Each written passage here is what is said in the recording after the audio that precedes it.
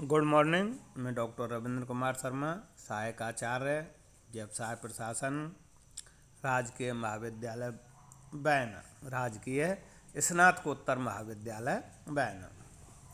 BCom second year के समस्त छात्र एवं छात्राओं, आज मैं आपको व्यवसाय प्रशासन विषय का पेपर सेकंड प्रबंध या प्रबंध के सिद्धांत के नाम से ये पेपर है।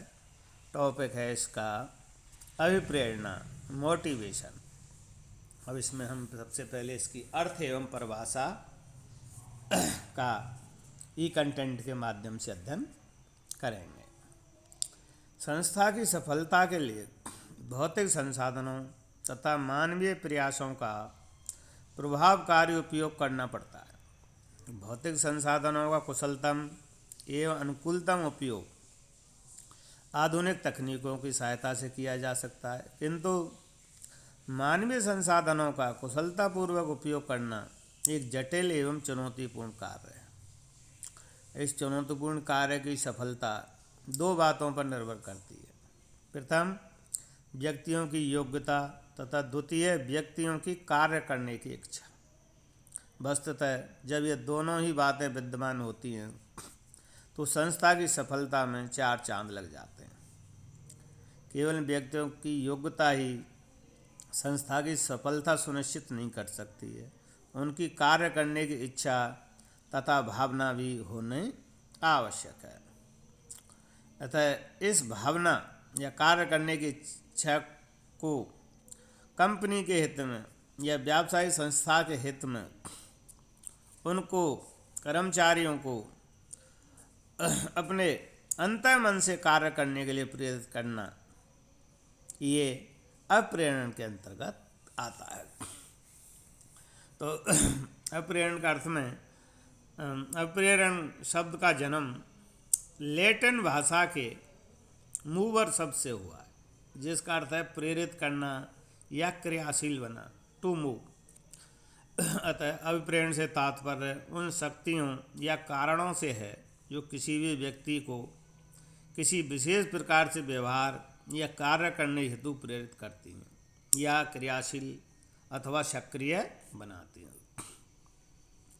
इन शक्तियों या कारणों में व्यक्ति की आवश्यकताएं, इच्छाएं, अभिलाषाएं, आकांक्षाएं, लालसाएं, उद्वेग या प्रबल प्रेरणाएं आदि को सम्मिलित किया जा सकता है। ये शक्तियाँ उस व्यक्ति में किसी विशेष प्रकार का आचरण व्यवहार करने की उत्सुकता अथवा तत्परता उत्पन्न करती हैं।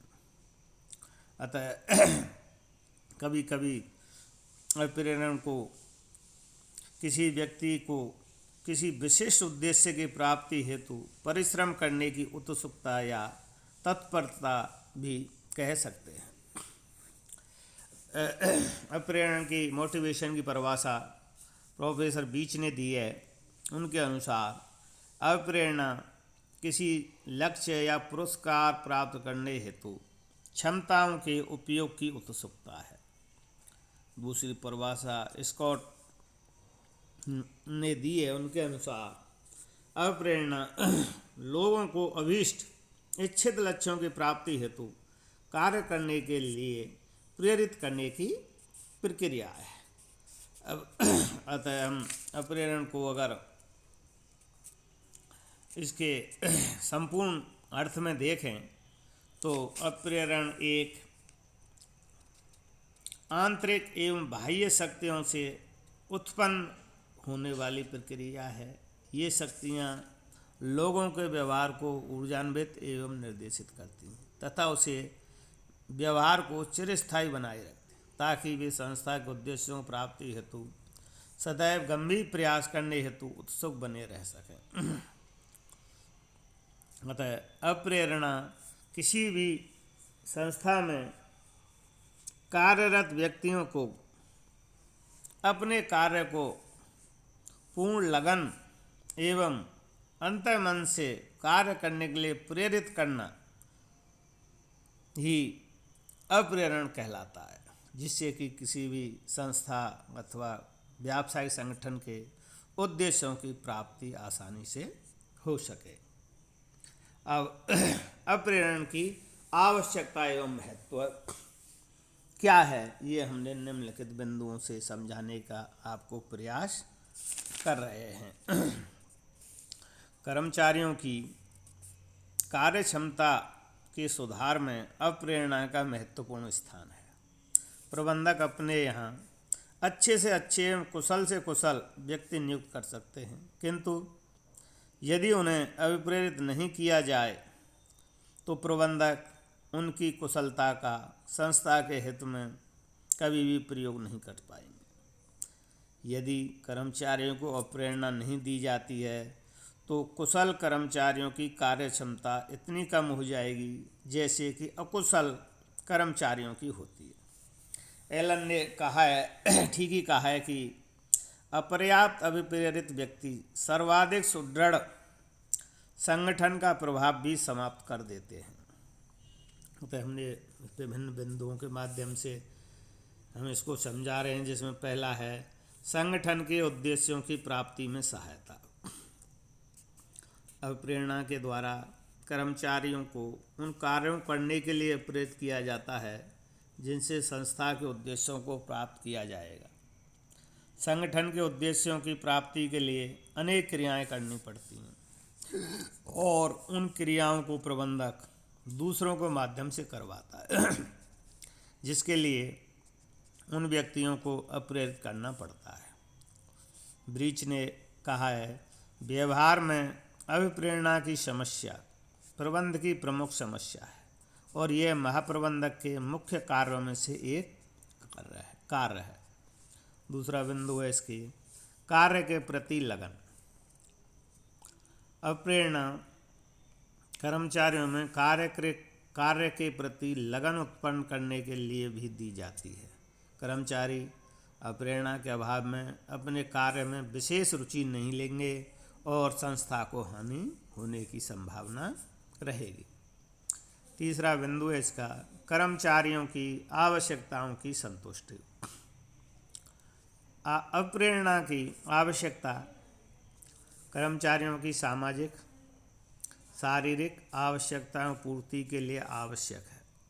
कभी कभी शारीरिक आवश्यकताओं की अपेक्षा मानसिक एवं सामाजिक आवश्यकताएं इतनी महत्वपूर्ण होती हैं कि उन्हें संतुष्ट किए बिना कर्मचारी में कार्य के प्रति अभिप्रेरणा उत्पन्न करना असंभव नहीं तो कठिन अवश्य हो जाता है। चौथा बिंदु है इसका आवश्यकता है महत्व का मनोबल का निर्माण। मनोबल कार्य करने की इच्छा, विल टू वर्क का नाम है। जब मनुष्य की सभी प्रकार की आवश्यकताएं पूरी हो जाती हैं तब उसे मानसिक संतुष्टि प्राप्त होती है, जिससे निश्चित ही उसकी कार्य करने की इच्छा उत्पन्न होती है। स्पष्ट है कि अप्रेरणा मनोबल का निर्माण करने में सहायक है। या हम इसको यूँ समझें, जब किसी भी कंपनी अथवा व्यावसायिक संगठन में किसी भी कर्मचारियों को जब उनकी वित्तीय एवं अवित्तीय इच्छाओं को किसी भी प्रबंधक द्वारा संतुष्ट कर दिया जाता है तो उनका मोटिवेशन के द्वारा मनोबल में वृद्धि होती है। और मनोबल एक ऐसी चीज़ है कि कोई भी दुर्बल व्यक्ति अगर ये ठान ले कि मेरे को इस कार्य को आज करना ही है तो वो उस कार्य को पूरा करके ही रहेगा। ये मनोबल का ही परिणाम होता है। अगला बिंदु है सहयोग, कोऑपरेशन। अभिप्रेरित कर्मचारी प्रबंधकों के साथ सहयोगपूर्ण व्यवहार तो करते ही हैं, किंतु वे अपने सहकर्मियों के साथ भी सहयोग का व्यवहार करते हैं। अभिप्रेरित कर्मचारी संस्था का कार्य इन के इन प्रकारेण यथा समय पूरा करने का प्रयास करता है। अगला बिंदु है इसका छठवां, मानवीय साधनों का सदुपयोग।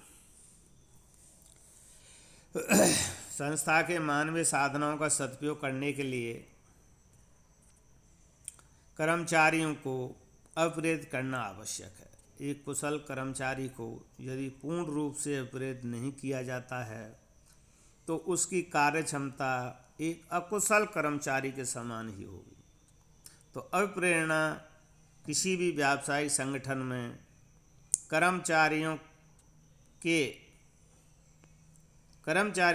को प्रेरित करने के लिए एक प्रमुख प्रबंध का कार्य है।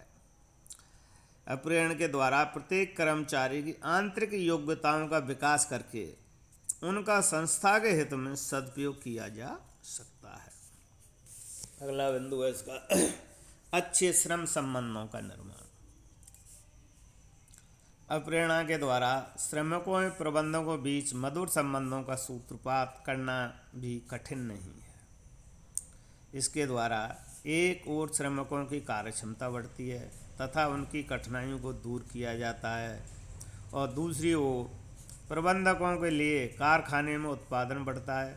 इस प्रकार इससे दोनों वर्गों का हित संवर्धन होता है और इसके परिणाम स्वरूप अच्छे श्रम संबंधों का निर्माण होता है। ये समझिए, ये व्यावसायिक जगत में औद्योगिक वातावरण में कर्मचारियों एवं प्रबंधकों का टकराव हमेशा से ही रहा है, और इस टकराव को दूर करने में मोटिवेशन अर्थात अभिप्रेरणा एक बहुत ही महत्वपूर्ण औजार है, जिसके द्वारा अच्छे श्रम संबंधों का निर्माण किया जा सकता है।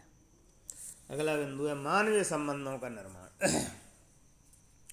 उद्योगों में मानवीय संबंधों की विचारधारा ने चारों ओर सबको नए दृष्टिकोण से सोचने को प्रेरित कर दिया है। यह विचारधारा इस बात पर बल देती है कि श्रमिक एक मनुष्य है, अतः उसके साथ मानवीय व्यवहार किया जाए और इससे ही उसकी उत्पादकता में वृद्धि की जा सकती है। अतः प्रेरणा इस दिशा में एक महत्वपूर्ण कदम है। भाई एल्टन मेयो के जो हॉथॉर्न परीक्षण हैं, ये मानवीय संबंधों के निर्माण के लिए एक बहुत ही महत्वपूर्ण कारगर सिद्ध हुए हैं, जिसमें अभिप्रेरणा एक प्रमुख घटक है। अगला बिंदु है 9वां अनुकूल कार्य वातावरण का निर्माण। अभिप्रेरणा के द्वारा कर्मचारियों की इच्छाओं, आवश्यकताओं एवं भावनाओं को संतुष्ट किया जाता है। इसके परिणाम स्वरूप संस्था में अच्छे कार्य वातावरण का निर्माण किया जा सकता है, अर्थात एक संतुष्ट कर्मचारी अपने व्यावसायिक संस्था के लिए जिसमें वो कार्यरत है उसके में तन मन से और कार्य करता है, पूर्ण मनोबल के साथ कार्य करता है, जिससे कि अनुकूल कार्य वातावरण वर्क एनवायरनमेंट का निर्माण किया जा सकता है। अगला बिंदु है मानसिक शांति, मेंटल पीस। अभिप्रेरणा देने से संस्था में अच्छे मानवीय संबंधों, औद्योगिक शांति तथा अनुकूल कार्य वातावरण की स्थापना होती है। इन सब के परिणाम स्वरूप कर्मचारियों को ही नहीं बल्कि प्रबंधकों को भी मानसिक शांति रहती है, अर्थात हड़तालें, कार्य रोको आंदोलन,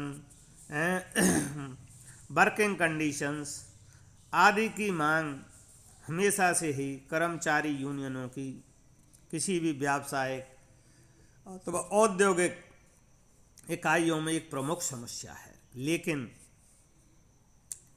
मोटिवेशन के द्वारा, अभिप्रेरण के द्वारा इन समस्याओं का निदान पहले से ही कर दिया जाता है, अर्थात कर्मचारी को संतुष्ट करके कर दिया जाता है, तो वो इन बातों की ओर, इन आंदोलनों की ओर, इन हड़तालों की ओर उनका ध्यान नहीं जाता और किसी भी व्यावसायिक संस्था में और मानसिक शांति बनी रहती है। अगला बिंदु है इसका कार्य कुशलता एवं उत्पादकता में वृद्धि। Increases efficiency and productivity. अभिप्रेरणा से मानवीय इच्छाओं एवं भावनाओं की संतुष्टि होती है। इसके परिणाम स्वरूप कर्मचारियों में कार्य करने की इच्छा उत्पन्न होती है। इसी से अंततोगत्वा कर्मचारियों की कार्यकुशलता एवं उत्पादकता में भी वृद्धि होती है। अर्थात कार्यकुशलता, भाई कर्मचारी जब अपने जॉब ऑन वर्क हैं पर कार्य करता है, प्लेस ऑन वर्क पर कार्य करता है, तो उसको तन मन से कार्य करता है, तो वो अपनी जो कार्य करने की शैली है, कार्य करने की योग्यता है, उसमें प्रेरणादायक वृद्धि होती है। और इसी के परिणाम स्वरूप प्रोडक्टिविटी अर्थात उत्पादन में भी वृद्धि होती है। उत्पादन एक अच्छी क्वालिटी का होता है, जिससे कि किसी भी संस्था की गुणवत्ता में उत्तरोत्तर वृद्धि होती है और लाभ की ओर अग्रसर होती है। अगला बिंदु है इसमें प्रबंध विकास में सहायक। अभिप्रेरणा प्रक्रिया के अंतर्गत प्रबंधकों को मानवीय व्यवहार के विश्लेषण एवं अध्ययन का अवसर मिलता है। इसी से वे मानव व्यवहार को और अधिक अच्छी तरह समझने लगते हैं। धीरे धीरे वे अन्य लोगों के साथ व्यवहार करने में कुशल हो जाते हैं। इस प्रकार अभिप्रेरणा का कार्य एक ऐसा कार्य है जिससे प्रबंधकों का स्वतः निरंतर विकास होता रहता है। अगला इसका प्रेरणा आवश्यक महत्व का बिंदु है कर्मचारी आवर्तन एवं अनुपस्थिति में कमी। भाई अप्रेरण के द्वारा अर्थात अभिप्रेरित कर्मचारी ही संस्था में स्थायी बने रहते हैं तथा बार बार कार्य से अनुपस्थित भी नहीं रहते हैं। वस्तुतः ऐसा कार्य संतुष्टि के कारण होता है। यह संतुष्टि अच्छी अप्रेरणा व्यवस्था के कारण उत्पन्न होती है। इस प्रकार सुदृढ़ अप्रेरणा व्यवस्था से कर्मचारी आवर्तन यानी संस्था को छोड़ने वाले कर्मचारी तथा अनुपस्थिति में कमी लाई जा सकती है। अगला बिंदु है इसका परिवर्तनों में सुविधा। Facilities of changes.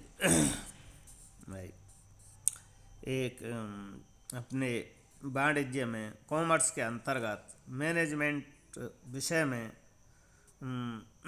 एक संघर्ष का प्रबंध कॉन्फ्लिक्ट ऑफ मैनेजमेंट का एक टॉपिक चलता है। इसके अंतर्गत क्या है कि प्रत्येक जो भी चेंजेस किए जाते हैं किसी भी व्यावसायिक या औद्योगिक इकाई में, कर्मचारी उसका हमेशा विरोध करते हैं। विरोध करने के कारण यह है कि जो कर्मचारी पुरानी तकनीक से अभ्यस्त होते हैं, नई तकनीक या सिस्टम को समझने में उनको मेहनत करनी पड़ती है, इसलिए विरोध का कारण होता है। लेकिन अभिप्रेरण के द्वारा कर्मचारियों को परिवर्तनों के प्रति सकारात्मक रुख बनाया जा सकता है और नकारात्मक रुख को बदला जा सकता है। अभिप्रेरित कर्मचारी प्रबंधकों द्वारा किए जाने वाले तकनीकों एवं प्रबंधकीय परिवर्तनों को स्वीकार ही नहीं करते, बल्कि अपनी ओर से भी परिवर्तनों का सुझाव देते हैं। अतः प्रत्येक संस्था में परिवर्तनों को अपनाने एवं लागू करने के लिए अभिप्रेरण की महत्वपूर्ण भूमिका होती है। अगला और अंतिम बिंदु है इसका संस्था की ख्याति में वृद्धि।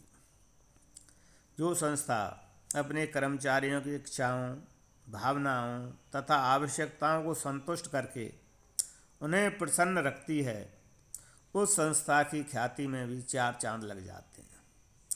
लोग ऐसी संस्था में कार्य करना पसंद करते हैं और दूसरी संस्थाओं के अच्छे कर्मचारी भी इस संस्था की ओर आकर्षित होते हैं। तो अभिप्रेरण अर्थात मोटिवेशन ये एक बहुत ही महत्वपूर्ण प्रबंध का कार्य है, जो कि किसी भी व्यावसायिक संस्था में, व्यावसायिक जगत में उच्च प्रबंधकों को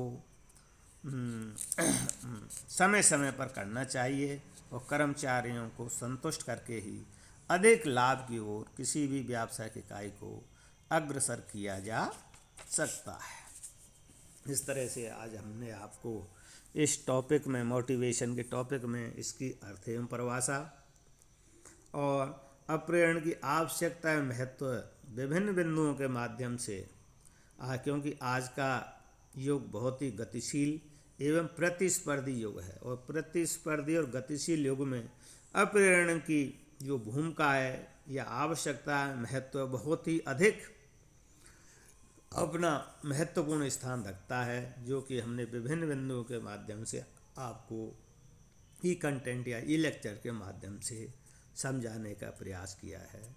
आज के लिए इतना ही पर्याप्त है। धन्यवाद।